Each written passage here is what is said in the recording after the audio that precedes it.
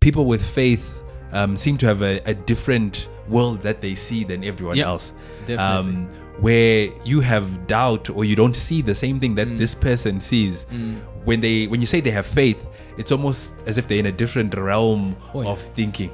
Some of the greats are said to have had that sort of conviction, almost a delusion of sorts, that a certain thing is going to happen a certain way, and they were convinced, regardless of what anyone else said, this is what was going to happen. It's almost like they saw something that no one else saw. I remember when I used to, again, teach young people, I used to give an analogy of this ancient Greek statue that was called Opportunity.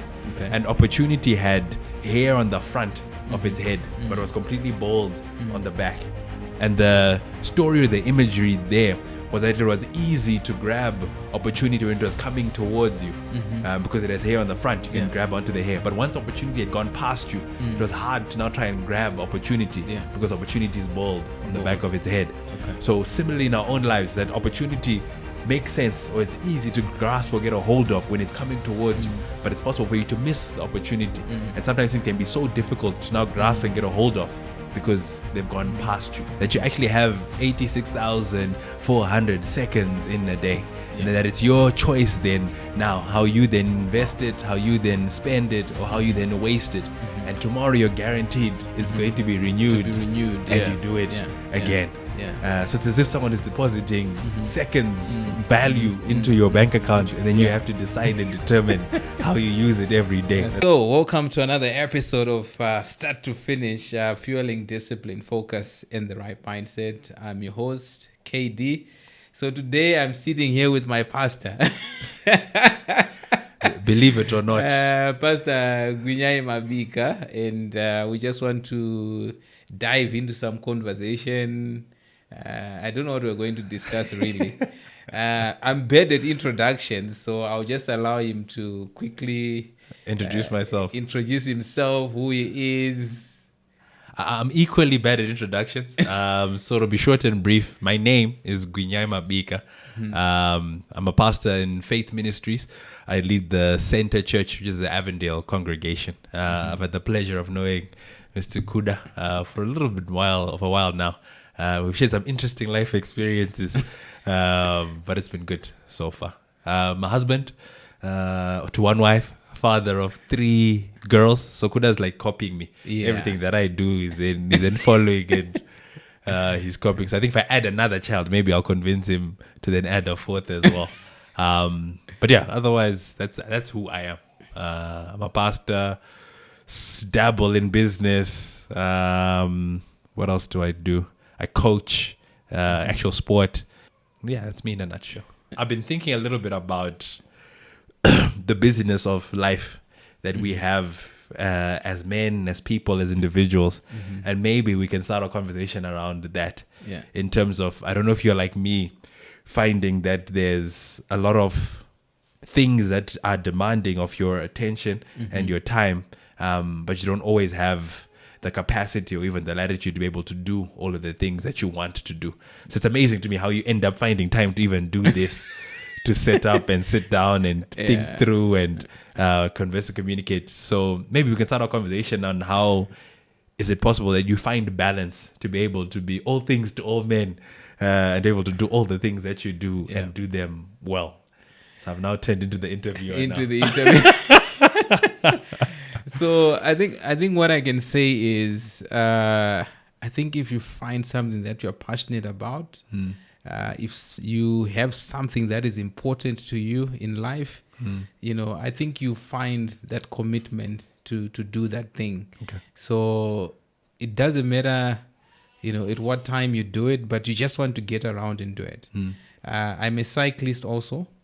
So I make sure I wake up as early as possible before my day starts. So what time do you wake up? I wake up at 4:30. 4:30 a.m. Then I hit the ground running. I go maybe for cycling for about an hour, 30 minutes. How many Ks do you knock out in an hour, 30 minutes? In an hour, 30 minutes, I can do 50, 60. Wow. On a good day.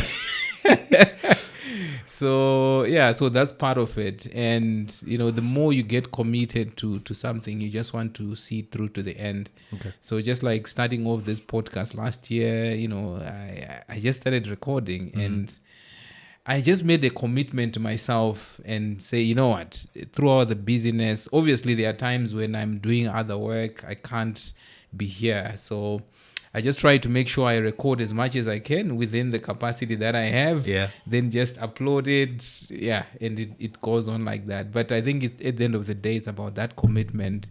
Then you get things going. I think you highlighted two things there. You highlighted passion and you highlighted commitment. Yeah. That there's things that you want to do. So you make the time and you make the effort to actually do them. To get them going. So you care about these things. They make your heart beat. They actually even feed you by doing them. So in terms of making time for things that you want to do, it's important for you to be passionate about a specific thing. Second thing you said there was commitment. Commitment. So there's just this drive or this desire that you know you have to do it, or something that's important. So you have to make the time to actually do it. Get it done. So like if you're spending time with your family or going to work so you can get paid, there's certain things that you have to do in order to receive something from them. So now when it comes to multitasking, is it actually possible to do multiple things at the same time and do them effectively? I don't think multitasking exists. Hey, over time, I used to want to do all things all at once. Yeah.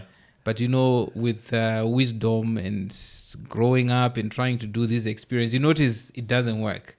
So I would rather be intentional. If I'm here in this moment, I would rather enjoy that moment and enjoy the experience that comes with it. With that moment. Because if because when with multitasking, your mind then say, oh, it's pulled on another direction. You think, oh, there's something. Did I switch off the stove or did I do something? Did I leave the car on? Because your mind is all over the place. But when you allow yourself just to calm down and just say, okay, fine. Right now we're doing this podcast and that's all there is to it. I'm not going to look at other aspects. Then the game is on. And if I'm trying to think too many things, I won't get anything accomplished. Okay. So it's all about that enjoyment, that fulfillment that you find when you just start doing, that thing that matters to you. And focusing you do it, on yeah, that or specific focusing thing. on it. So if I say I want to spend 2 hours with my kids, I would rather just give all in, And I'm thinking about something else, then it means when my daughter is playing with and daddy and I'm okay, don't worry, I'm texting, it doesn't work. So you actually end up not doing any of the things any well. of the things, correct. Because you're trying to do all of them at the so same time. I would rather be there now. That's interesting. One task at a time. So do this, then that, Yes, then that, and then that. and what it means is if I do it well today, I may not need to repeat that thing tomorrow. Okay. So I'll allocate my time for something else that is of value to me. Then it continues on like that. Okay. Yeah. So if I was to summarize what you're saying, in a word, it might even just be that word priority. Priority, to then be able to set something, commit yourself to that thing, then move on to do something else. Yeah. Then do it well because you actually focus on what you're doing. You're able to complete the task and then move on to another task. Yeah. Okay. And at the same time, when you look at time, I only have my 24 hours. So if I don't use that time well and I'm just all over the place, it means it can be time that get wasted away. Yeah. But if I allow myself to say, okay, fine, for the next 2 hours, I'm going to be reading my Bible. For the next period, I'm going to be doing X amount. Maybe it may overlap beyond that time I would have said. But if it's of value to me, I think that time would have been used to achieve greatness for me. And if I'm all over the place, it just allows me to then say, okay, so, I've just been watching TV for the past 3 hours and my time is gone. I've not achieved anything. So I think most of us, we always then beat ourselves up if we don't utilize our time very well. I've done it several times where I'm like, what a bummer. Why am I doing this thing? Why have I wasted my 3 hours doing this thing? Yeah. Because it's not adding value to me. I know I've got things that add value to me. Yeah. So I guess if you build that commitment and that passion and the follow through, just say, okay, fine, let me just do it. You can get it Then done. we can accomplish more. I remember sharing with some young people that is in a story form. That if I told you first to imagine that I was going to give you 86,400 RTGS dollars and I deposit them into your account, how would you spend or what would you do with that money that I've given you? But the caveat is that at the end of 24 hours, it's going to be refreshed. I'm going to take away whatever you haven't used, and then I'm going to give you another 86,400 RTGS. And every day, I'm going to do that for you. And I always liken it to my 3 different children, because I think in my 3 different children, I have one child who's very likely to spend her whole time trying to think with, I've got this money, what am I going to do with this money? 24 hours would actually go past without them actually having spent or used that money. Correct. And then it gets refreshed and they've wasted the $86,400. And then I've got another child who is very likely to then spend on whatever she wants, whatever she desires, because she knows the next day there's going to be more money that's going to come in. So she'll spend all of it until it's finished and then wait for another one.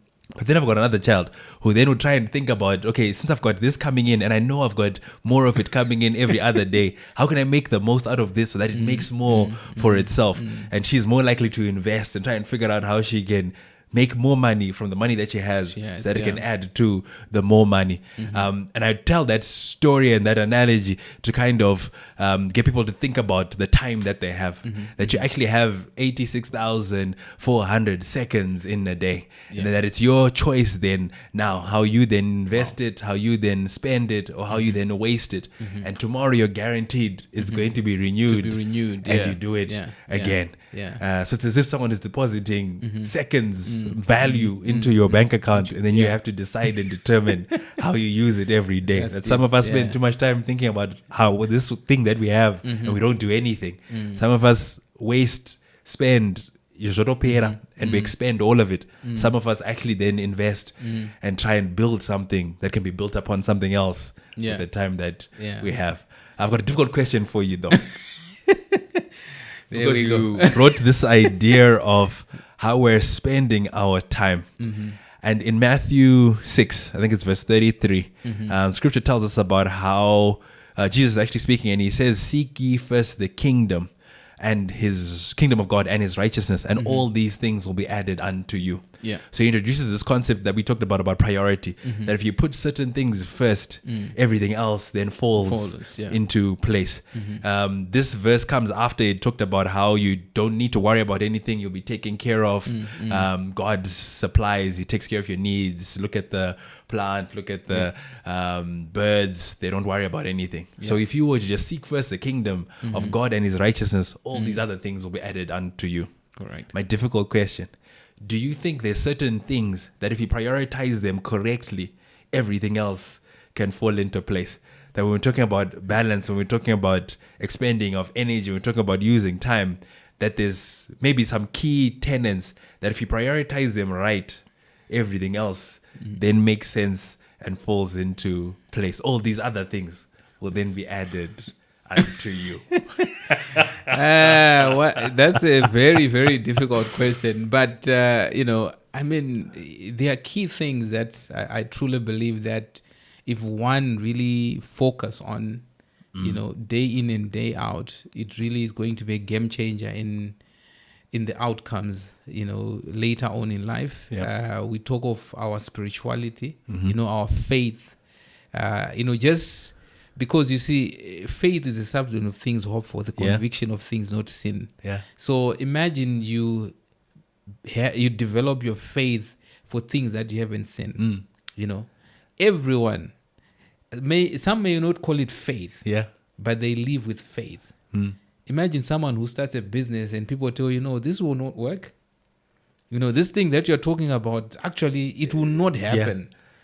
Then years later, that thing has happened. There was a form of faith. There was something like that just kept pushing you to say, okay, fine, I need to have faith. So that's one aspect. Just having faith is very important. Before you move on faith, I've been finding faith very interesting. And it's almost as if, even from scripture, even from a natural perspective, that people with faith seem to have a different world that they see than everyone else. Definitely. Where you have doubt or you don't see the same thing that this person sees. When you say they have faith, it's almost as if they're in a different realm of thinking.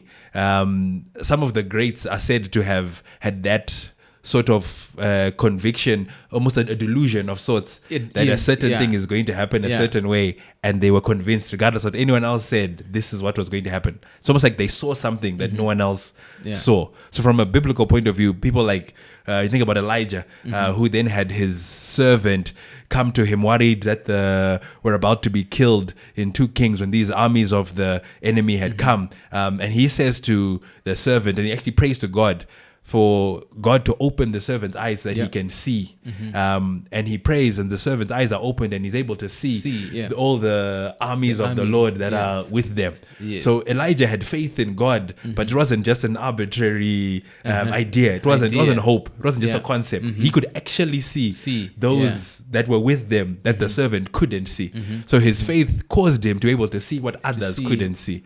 In a natural kind of world, people like Steve Jobs or even the Bill Gates, who had a delusional fixation on a certain thing, that they were convinced that this thing would work, and it had to work this way. So it's almost like they could see something that the rest of us couldn't see. And they stuck to it, and they drove to it and brought it to fruition until now we are seeing what they saw before it was even So sometimes tangible. I think some of the success we need to have, some of the things that we're hoping to achieve, we have to be able to see them, before everyone else sees them, so that we can be able to bring them to light, so that everyone else can be a part of. So sometimes faith looks like delusion because you're seeing what other people don't see. And it's what you are saying it's really true, because at the end of the day, people will just see you going crazy. They don't understand really why is this person doing what they're doing. So faith becomes very important to be a core foundation, because I think once you have a certain conviction, it's spiritual. It's in the realm of what people don't see, but that thing keeps pushing you, because others don't see it, but you see it, and you keep going. Even if you are being told this is not going to work, you still continue to push. So I think that becomes something that is very key for someone to have. And also just working on your health, becomes very, very important, because if you work on your health, it means you have more days, more years of doing that thing that you're supposed to be doing. Most times we don't take care of ourselves. We think, no, maybe when I make a little bit of money, or maybe when this happens, then that doesn't happen, or eventually it happens later. Then because you are not taking care of yourself, you end up having regrets. I was talking to a friend of mine recently who stays in Botswana. I'm like, you know what? Your health is one of the most important thing to you. If you don't keep your mobility, because the moment you are exercising, your mind is being refreshed. Your entire body is just going through a certain process. So I also think that then becomes very important to have. One of those key priorities. One of those key priorities. And also understanding time. Before we get to time, back to this body one. Because what you're saying, it's worrying me. To think that it's possible that you could limit yourself in terms of what you're able to do just because your physical capacity is diminished.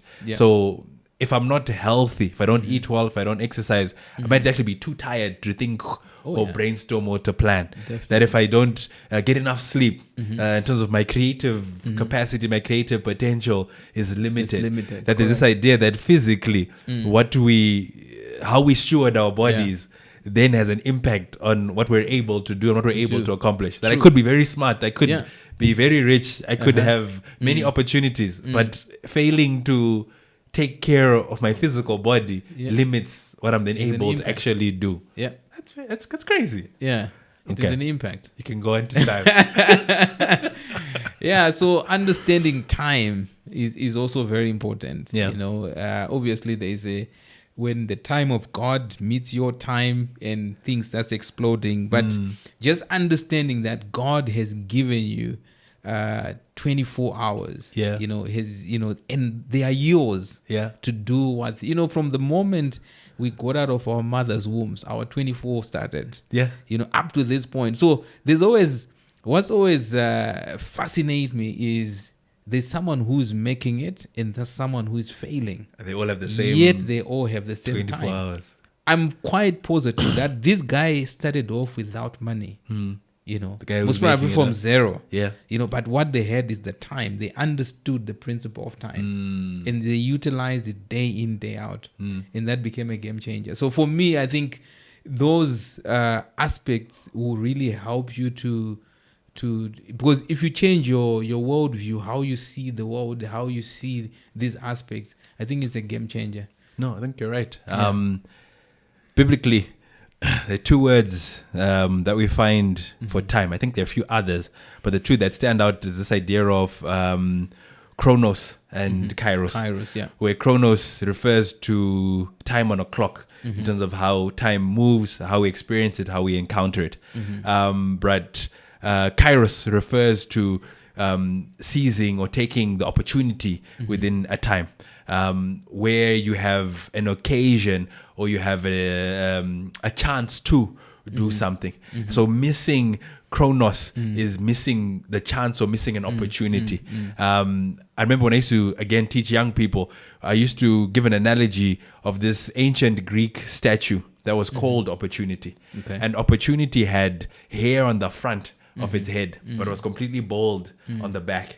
And the story or the imagery there was that it was easy to grab opportunity when it was coming towards you because it has hair on the front. You can grab onto the hair. But once opportunity had gone past you, it was hard to now try and grab opportunity because opportunity is bald on the back of its head. Okay. So similarly in our own lives, that opportunity makes sense or it's easy to grasp or get a hold of when it's coming towards you. But it's possible for you to miss the opportunity. And sometimes things can be so difficult to now grasp and get a hold of because they've gone past you. And when we think about time, more than thinking about the 24 hours, there's also then opportunities that exist within those time frames that we then also need to be able to identify and take hold of certain opportunities in the time of the opportunity to make the most out of all of those opportunities. Thinking even of maybe verses like Ecclesiastes 3 verse 1 where it talks about there's a time and there's a season for everything. This idea that God then will give you a purpose, but not just a purpose, he'll also give you a time in which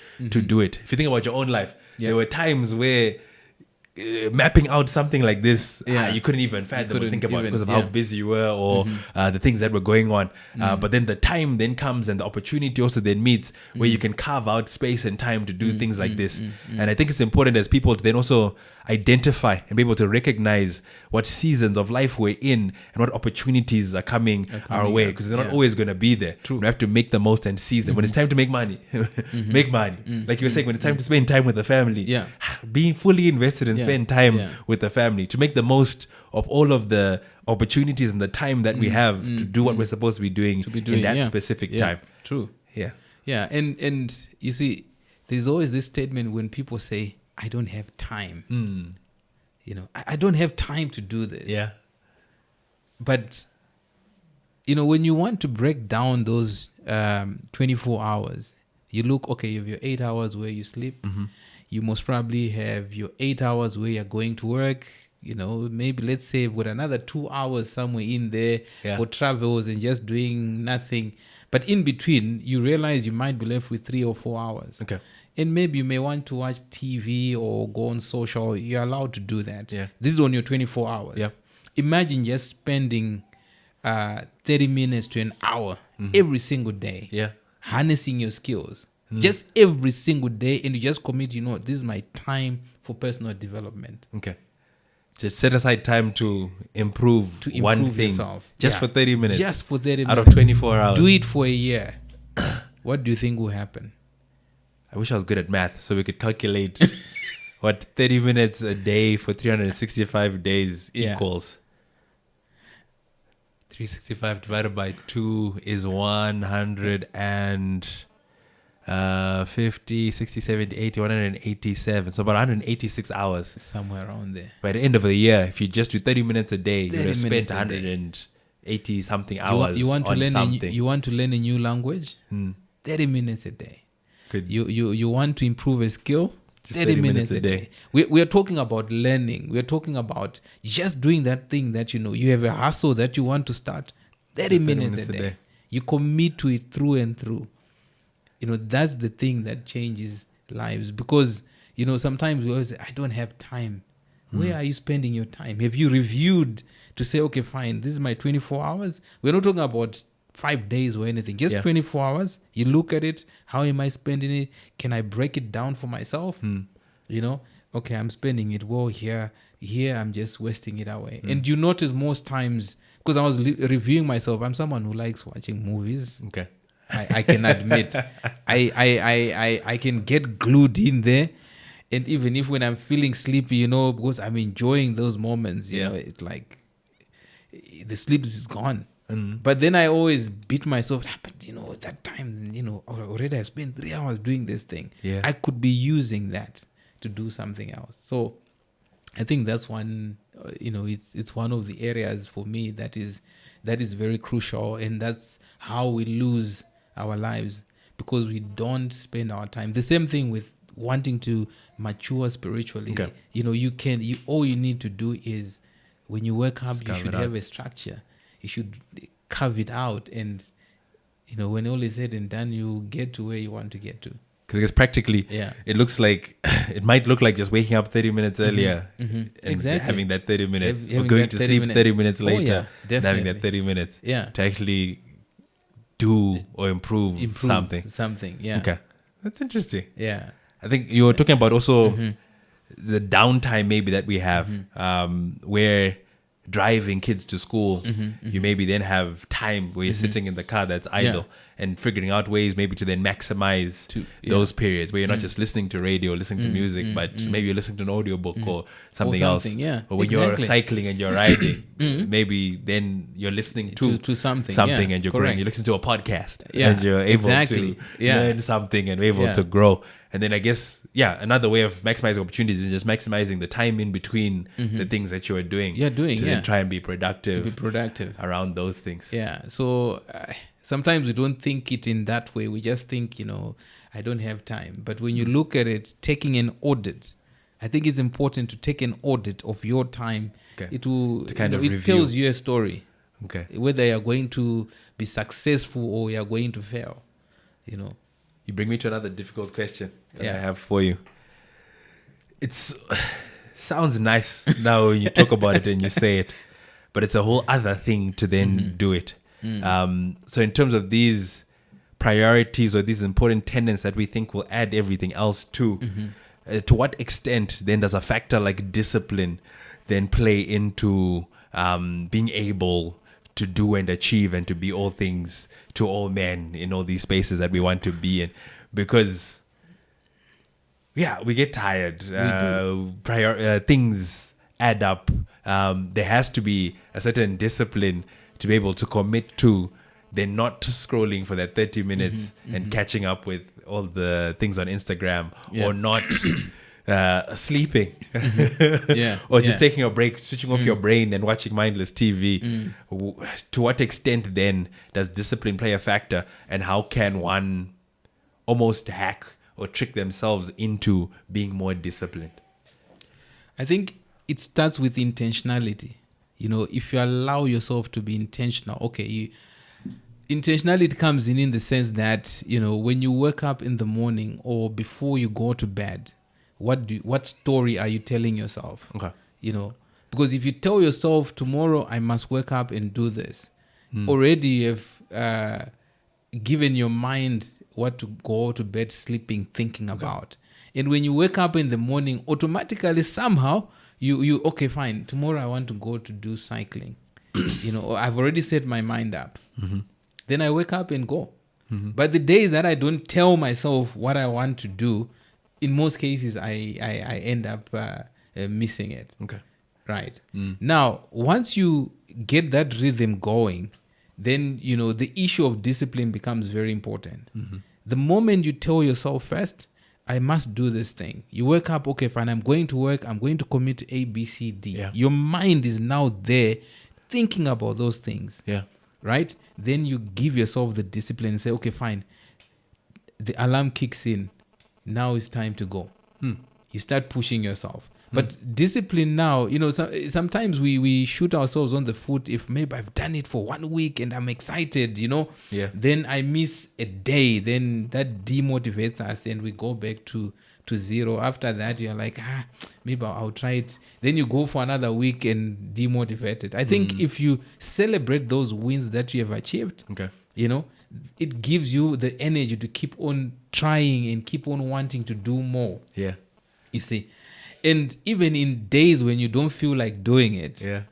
that's where that discipline kicks in. Okay, fine, I've done it for that week and I was excited, but today I don't feel like doing it, but I must do it because I have a goal. I've committed to say I want to achieve this thing. Okay. So I think things like discipline, intentionally taking that introspection, checking yourself, becomes very important to keep the wheel spinning. If you don't allow yourself time to recalibrate and think and say, okay, fine, how far have I come?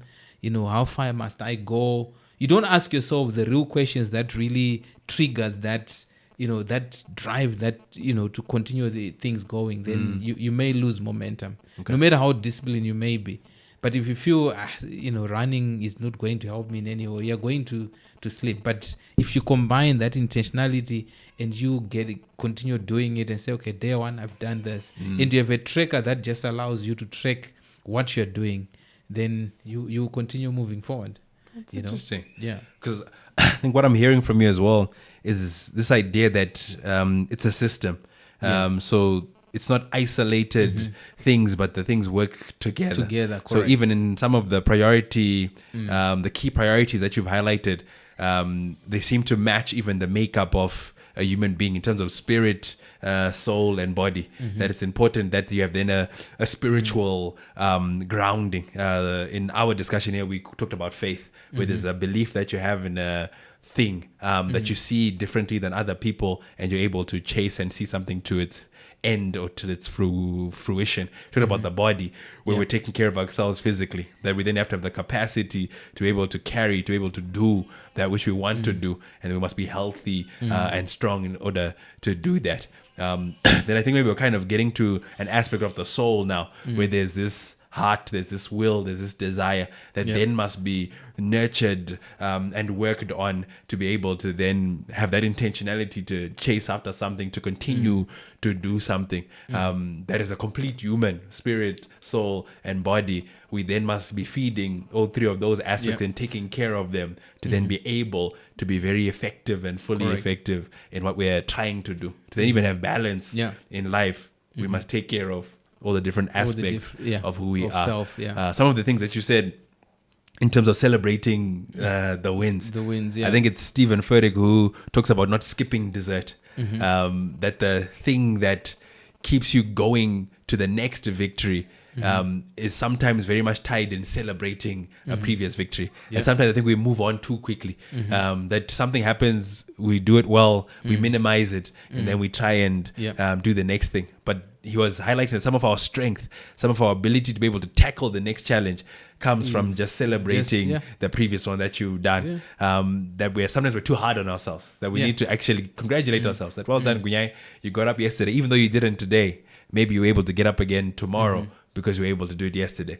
And we're able to get energy from celebrating other wins and our previous wins. I'd like to have extended even now that you're able to celebrate someone else's wins and be able to get energy or be encouraged or be inspired by other people. That if you're able to learn not just from other people's mistakes, but even learn from other people's victories, it can energize you to be able to face your own challenges as well.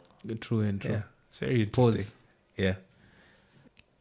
So tied to this idea of the whole person being whole in order to then be able to be balanced and to do things, feeding the spirit, feeding the soul, feeding the body. I think in the soul aspect, a lot of it has a lot to do also with then even our mindset. Our mindset, how we think about things and how we are then reshaping our mindsets. I talked about it being you talked about it being a system. That there's then things that we do, like you were saying about talking to yourself and how you tell yourself tomorrow you're going to do this, or you want to do this. That self-talk is important. There's then in that changing of mindset, there's things that we can do that either negatively spur us on, positively spur us on, and they all then have an impact.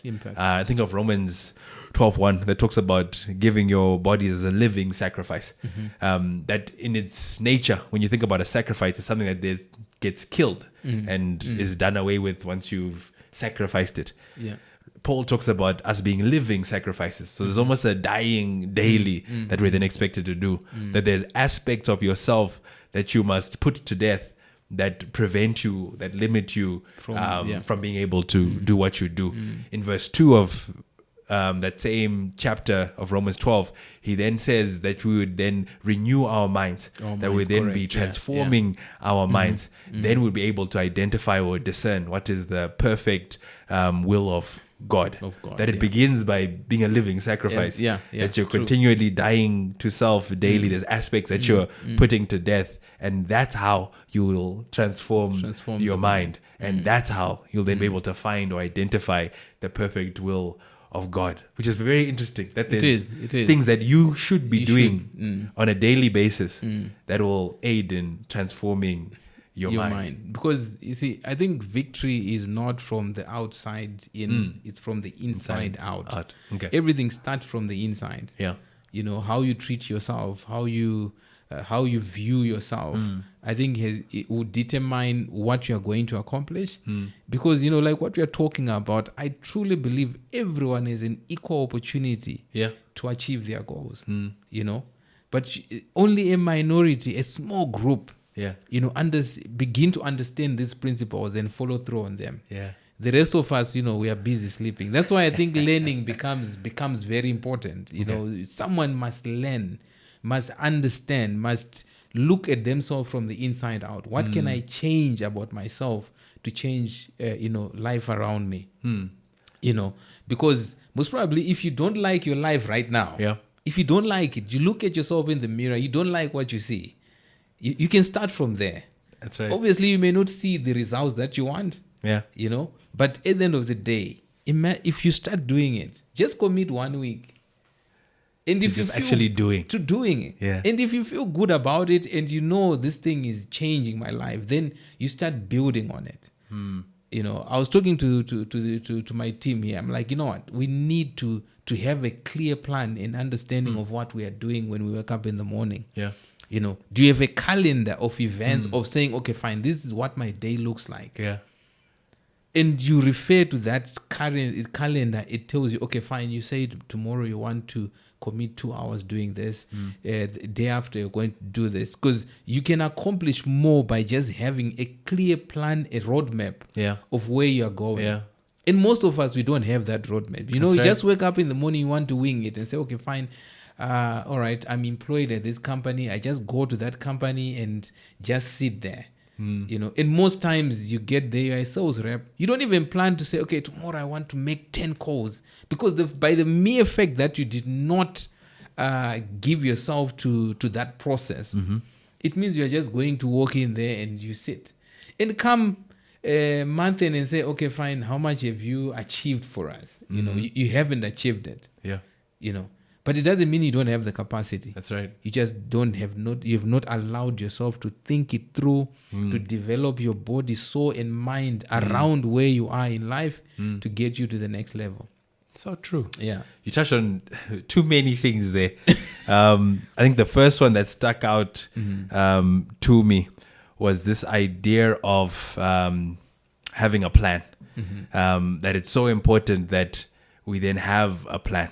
Something as simple as a calendar or a roadmap where you outline the things that you want to achieve and then you do them. That sometimes just seeing something that I'm supposed to do this, then you can work backwards and have steps towards achieving that thing. One of the things I've been working hard on lately is setting long-term visions or long-term goals. We're talking 15, 20, 30 years from now. And then kind of working my way backwards from that to be like, okay, so if in 15 years I want to be sending my 3 daughters to Harvard Medical School, that means I need to have at least $1.2 million to pay for their medical school for the 4 or 5 years that they're going to medical school. Yeah. What do I need to be doing now to have $1.2 million extra to my general living expenses? Then we work back year by year and we set targets and we set goals. Yeah. So then now to try and now even drill it down to a day by day, that today in April of 2025, what are the targets? What are the goals? What are the objectives? What am I trying to achieve that goal? To get to $1 million? And if it's a monetary value, if it's a time thing where I'm investing in a business that I'm building, and then have that kind of intentionality, to then be able to review. Then even at the end of the year, to be like, okay, our objective was this. Did we achieve it? Where do we need to adjust to get to 1.2 mil? Yeah. I think sometimes some of us don't have enough vision to see so that we are motivated to act now. I think back to even where we started talking about faith, that there's a type of person who sees a future or even a present very different to how everyone else sees it. They're able to then act and do things now that impact and affect that future. And you know, another aspect is someone may have a big vision, but they'll decide to stay in the future instead of coming back to now. I think that's one of the biggest challenges I think that we are facing in our generation. Okay. Whereby I can have a big vision. I see myself owning this big conglomerate. Yeah. You know, but sometimes you're not supposed to stay there. As you have rightly said, you need to come back to reality and say, okay, fine, on a day in, day out, what am I supposed to do to get to that vision? Yeah. Because if you stay in your vision, you know, when you feel it, when you dream, it excites you. Yeah. But 5 years down the line, 1 year down the line, what have I really achieved? You ask yourself that question. Or how much have I really achieved? And you notice that you haven't really even made a dent to where you want to get to. So I think it's also very important, the balance of seeing the future and getting excited about it. Some days you just get there and you live in it because you still want that energy to keep going. But at the same time, then coming back to say, okay, today, what must I achieve today to make sure I get there? Is it a new relationship? Yeah. Is it a new sell to the job, whatever it is? You know, what are those key things that I must do today to change my future? So it becomes important at the same time to have our head in the clouds, but also to have our feet on the ground. On the ground. To somehow be living in the already, but not yet. Not yet. At the same time. Because the work must be done. To get there. This vision. That's why we say start to finish. Because there's a process in between that you must walk to get to the finish line. And it's all in the in-between. It's all in the in-between. We can start, we can see a finish. But what are we doing in between? Yeah. Let's get excited. Let's get motivated. But let's be disciplined enough to walk the journey to get there. Okay. You know. That's interesting. Yeah. One more concept that you brought to my mind as we were talking. There's this idea that we brought up of doing one thing, then doing another thing, then doing another thing. And then I'm thinking to kind of challenge it, but not on the same level. That yes, when you're in a moment, it's important to be in that moment and finish. But I think sometimes as people, we use that as a limitation, that we want to do this, then we're going to be able to do that, then we're going to be able to do that. As opposed to, like we're talking about the spirit, the soul and the body, that some might say, then let me work on my spirit first. Then once I've finished sorting out my spirit, I can then work on my soul. Once I've finished sorting out my soul, I can then work on my body. And what my challenge now is that I think there's some things that are not thens, but that are ands. That we don't wait to finish one thing, then we do another. But in some areas, we must be doing things at the same time. At the same time. I'm reminded of Acts 1, verse 8. Where it talks about the Holy Spirit coming upon you, and then you will be God's witnesses in Jerusalem, in Judea, and in Samaria, and in the ends of the earth. It doesn't say you'll be my witnesses in Jerusalem, then in Judea, then in Samaria, then in the ends of the earth. It says and. So there's almost this implication that whilst you're working on Jerusalem, you're then also working in Judea. You're then also working in Samaria, and you're also impacting the ends of the earth, all at the same time.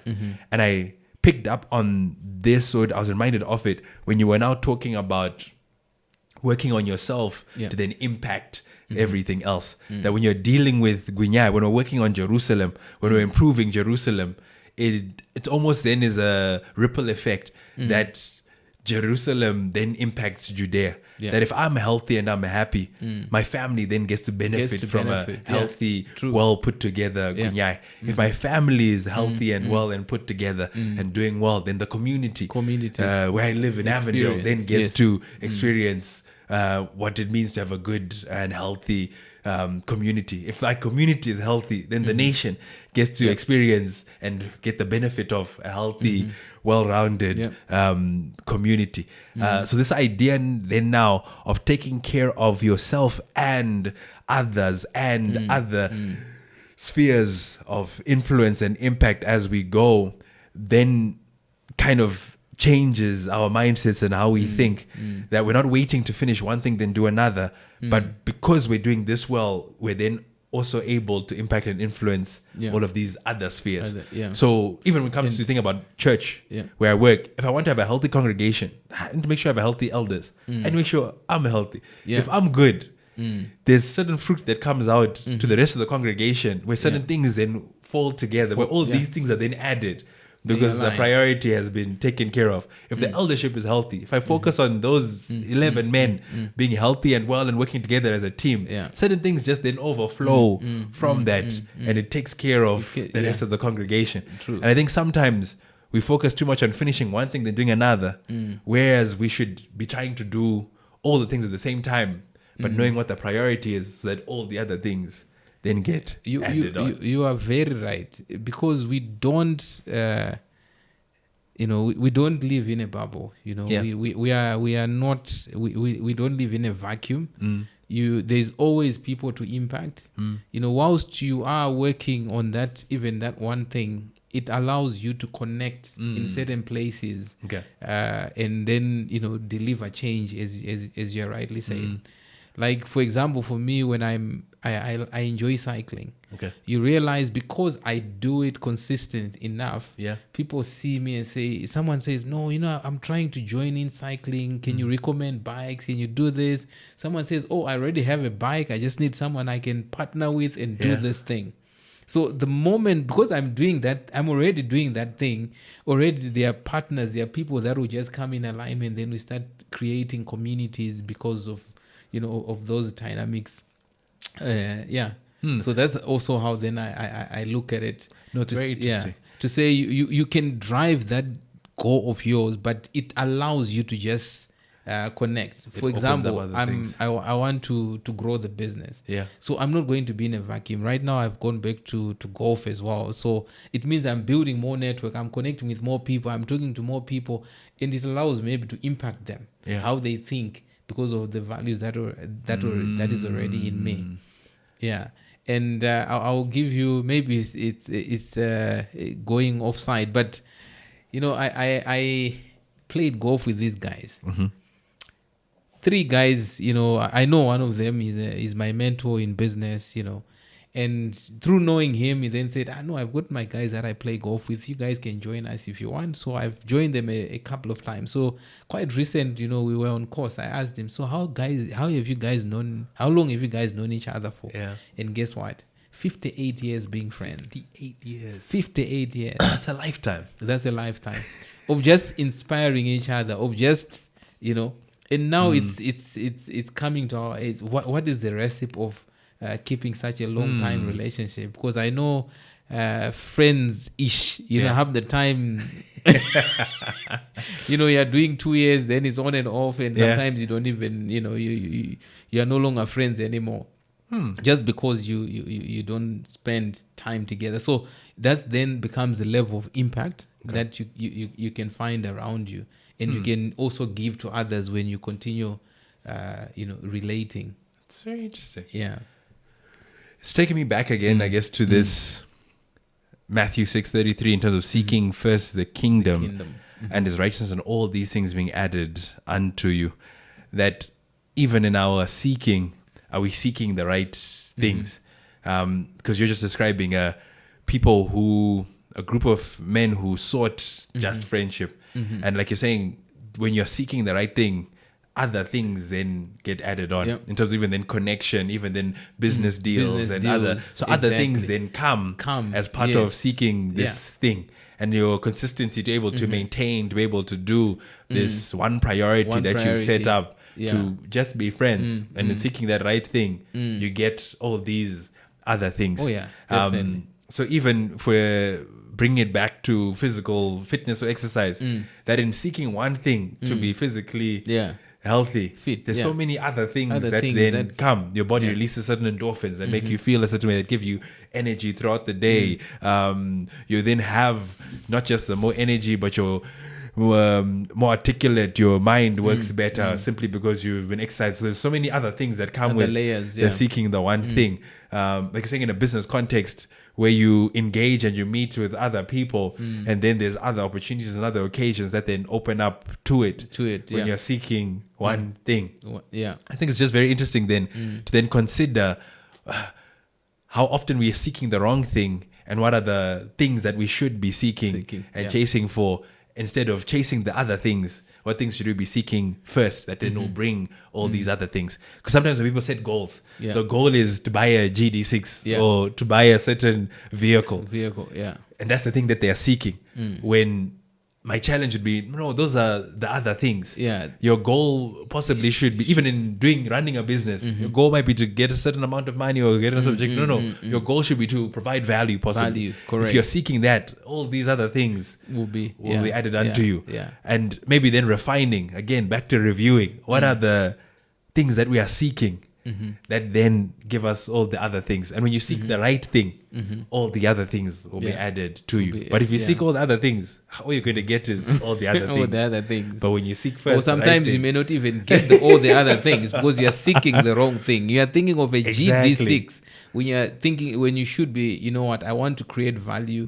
I want to make an impact. That then becomes, again, it then ties down with purpose. Yeah, You see, because the goal has to have purpose. that's right. You know, it's not just a goal to make money or to feed yourself, because if it's like that, then it becomes selfish. So when your goal aligns with purpose, with making an impact, with transforming, even if you're going to transform 2-3 people, Yeah. you know, that then becomes a game changer to touching lives and making a greater impact to Judea, Samaria, and the end The of ends the of earth. the earth. Yeah. So that's where it starts off with. It's good.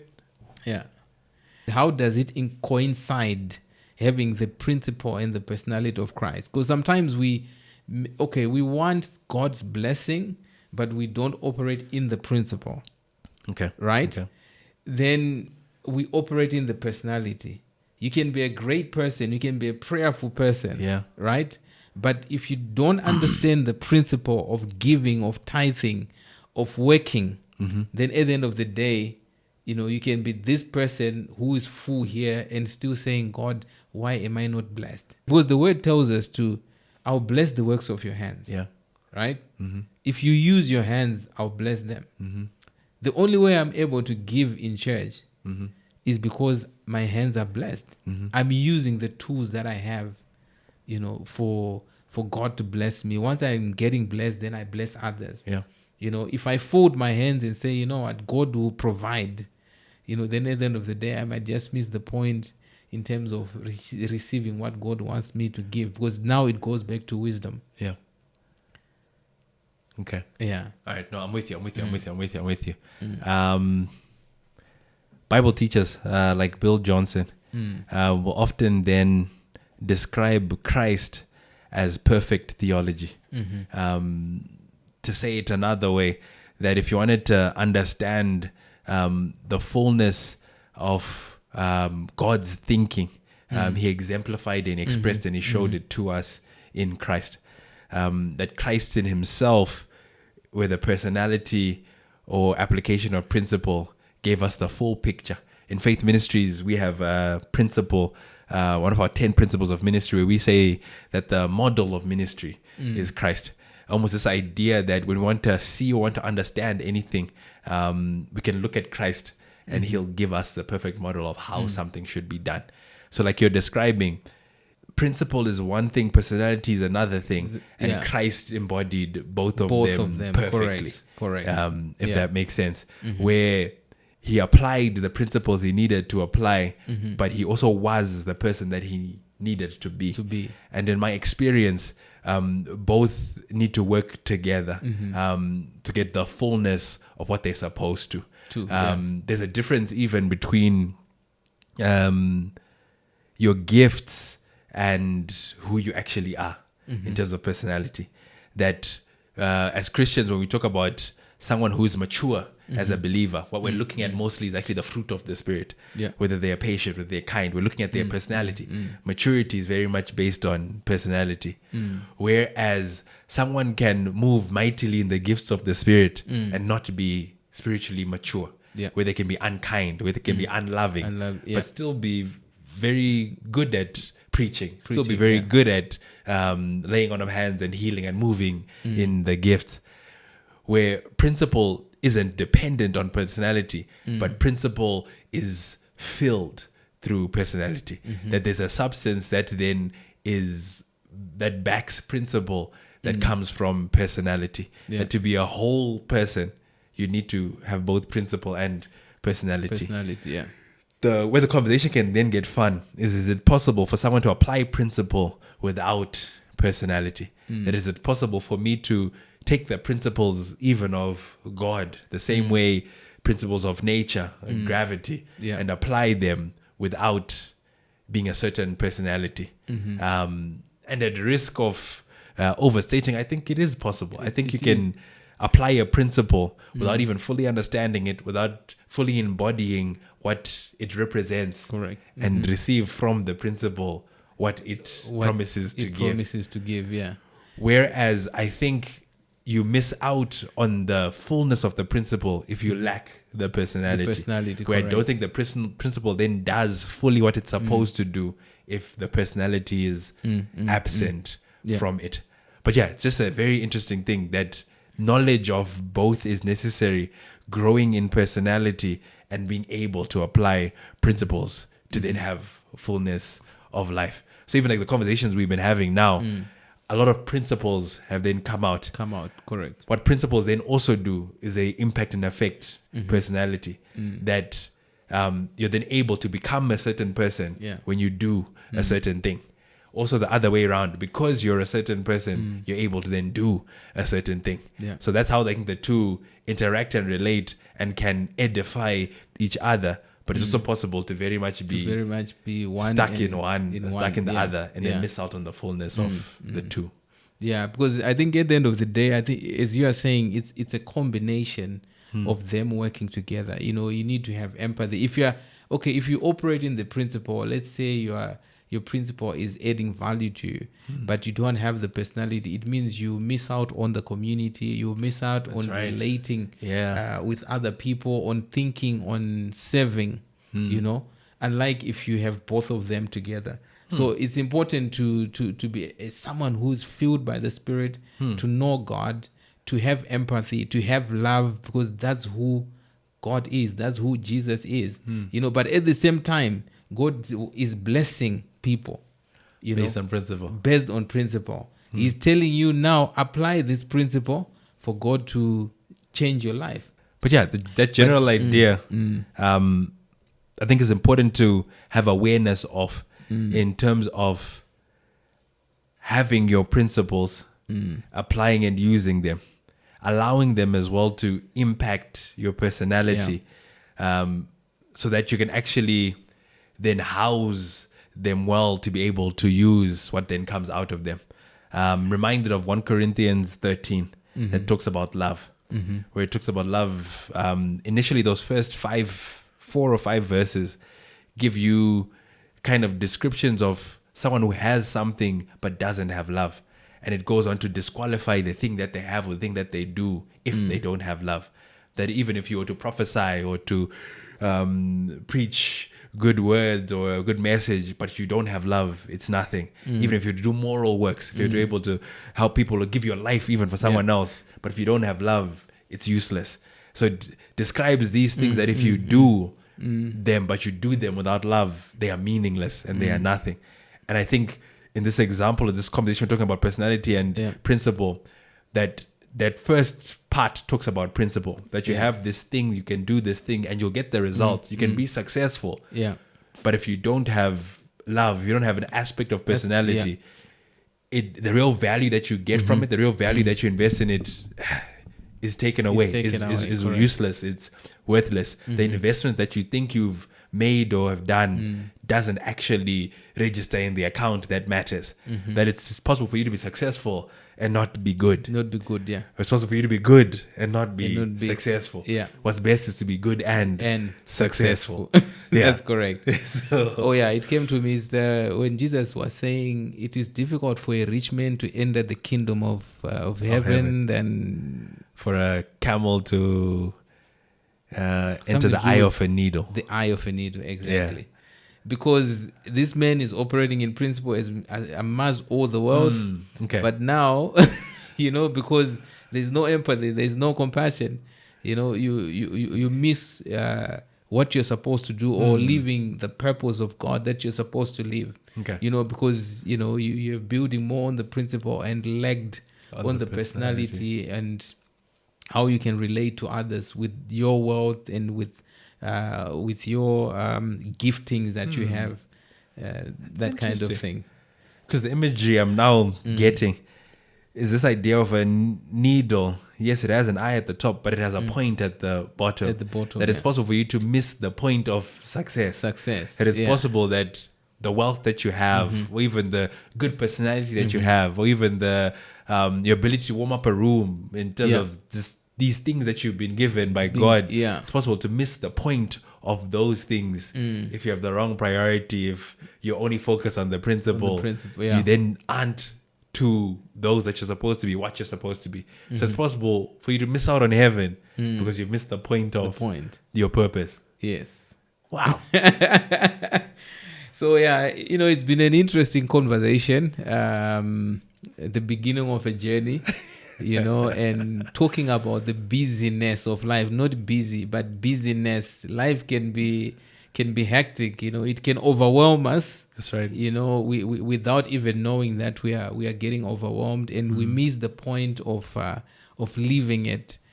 And there's so much noise, in this world right now, and yet Zimbabwe alone, politically, economically, it's so much noise. Sometimes we don't collect ourselves to find where we are in life and how we can navigate through, the noise that is around us. So we are talking about the busyness. So don't be found busy, find your quiet time where you begin to have a conversation with yourself. And it's always difficult for people, even for myself, just to have a conversation. I'm scared to have a conversation with myself because I'll then begin to correct myself on the areas that I know I'm doing wrong. But I find it very important just to have that conversation and say, okay, fine, this is where I am. Because sometimes we're giving too much credit to people. We're giving too much credit to the bad political platform or the the economic situations. What can you do yourself, to just make your life better? Just like what was being shared on Sunday, how can you make your life better, irregardless of situations that would have happened to you and situations that is happening in the country, wherever someone is, who go through these things. But what can you do yourself to make sure you quiet down all these noises and still find yourself being the best person you can be, in terms of achieving your goals, in terms of impacting communities and things like that. Yeah. So basically, from us at start to finish with Pastor Gui, this has been the conversation and a good one too. I hope it will be an impact to you and transform your lives and change your lives. And see you in our next chat. Thank you for having me.